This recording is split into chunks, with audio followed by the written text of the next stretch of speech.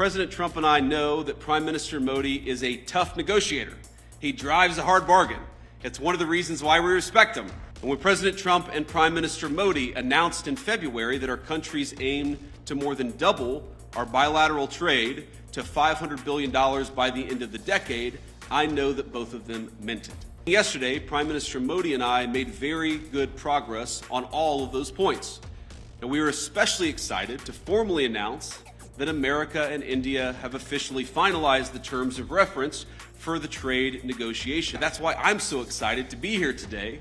In India, America has a friend, and we seek to strengthen the warm bonds our great nations already share. I work for a president who has long understood all of this, whether through fighting those who seek to erase American history or in support of fair trade deals abroad. He has been consistent on these issues for decades. And as a result, under the Trump administration, America now has a government that has learned from the mistakes of the past. It's why President Trump cares so deeply about protecting the manufacturing economy that is the lifeblood of American prosperity and making sure America's workers have opportunities for good jobs. As we saw earlier this month, he will go to extraordinary lengths to protect and expand those opportunities for all Americans. And so today I come here with a simple message. Our administration seeks trade partners on the basis of fairness and of shared national interests. We want to build relationships with our foreign partners who respect their workers, who don't suppress their wages to boost exports, but respect the value of their labor. We want partners that are committed to working with America to build things, not just allowing themselves to become a conduit for transshipping others' goods. And finally, we want to partner with people and countries who recognize the historic nature of the moment we're in, of the need to come together and build something truly new, a system of global trade that is balanced, one that is open, and one that is stable and fair.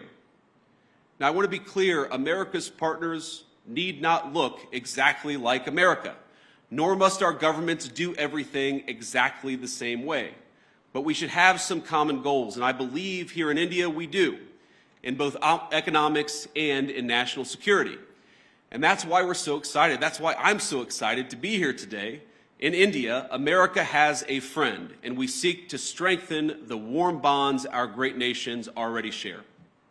Now, critics have attacked my president, President Trump, for starting a trade war in an effort to bring back the jobs of the past, but nothing could be further from the truth. He seeks to rebalance global trade so that America, with friends like India, can build a future worth having for all of our people together. And when President Trump and Prime Minister Modi announced in February that our countries aim to more than double our bilateral trade to $500 billion by the end of the decade, I know that both of them meant it. And I'm encouraged by everything our nations are doing to get us there. As many of you are aware, both of our governments are hard at work on a trade agreement built on shared priorities, like creating new jobs, building durable supply chains, and achieving prosperity for our workers. In our meeting yesterday, Prime Minister Modi and I made very good progress on all of those points. And we were especially excited to formally announce that America and India have officially finalized the terms of reference for the trade negotiation. I think this is a vital step. Thank you.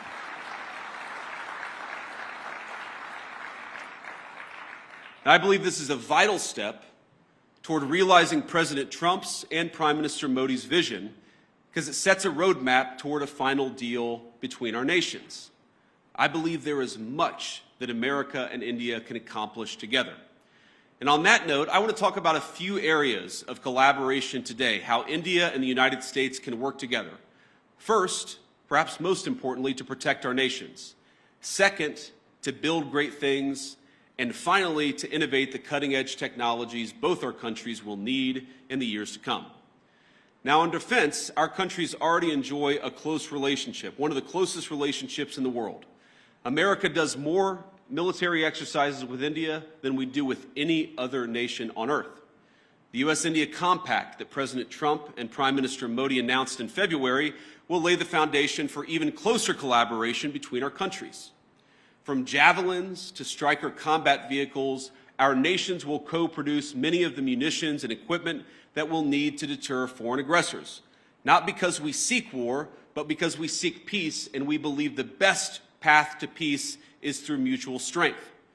And the launching the Joint Autonomous Systems Industry Alliance will enable America and India to develop the most state-of-the-art maritime systems needed for victory. It's fitting that India, this year, is hosting the Quad Leaders Summit this fall. Our interests in a free, open, peaceful, and prosperous Indo-Pacific are in full alignment. Both of us know that the region must remain safe from any hostile powers that seek to dominate it. Growing relations between our countries over the last decade are part of what led America to designate India a major defense partner, the first of that class. This designation means that India now shares with the UAE a defense and technology infrastructure and partnership with the United States on par with America's closest allies and friends. But we actually feel that India has much more to gain from its continued defense partnership with the United States, and let me sketch that out a little bit. We, of course, want to collaborate more.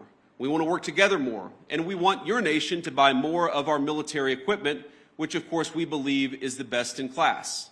American fifth-generation F-35s, for example, would give the Indian Air Force the ability to defend your airspace and protect your people like never before. And I've met a lot of great people from the Indian Air Force just in the last couple of days.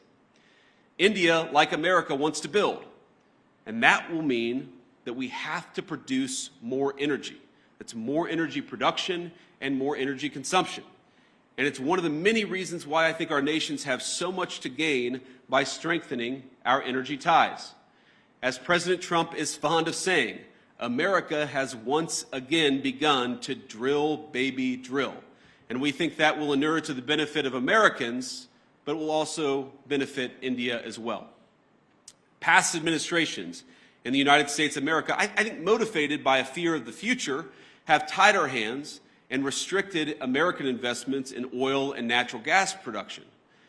This administration recognizes that cheap, dependable energy is an essential part of making things and is an essential part of economic independence for both of our nations.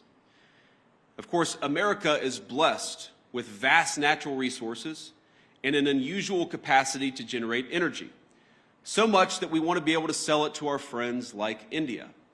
We believe your nation will benefit from American energy exports and expanding those exports. You'll be able to build more, make more, and grow more, but at much lower energy costs. We also want to help India explore its own considerable natural resources, including its offshore natural gas reserves and critical mineral supplies. We have the capacity and we have the desire to help. Moreover, we think energy co-production will help beat unfair competitors in other foreign markets.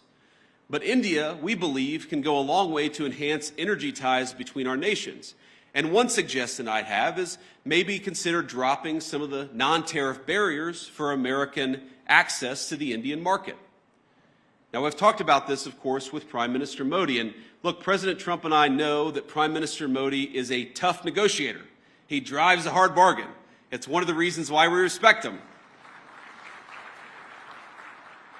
And we don't blame Prime Minister Modi for fighting for India's industry. But we do blame American leaders of the past for failing to do the same for our workers. And we believe that we can fix that to the mutual benefit of both the United States and India.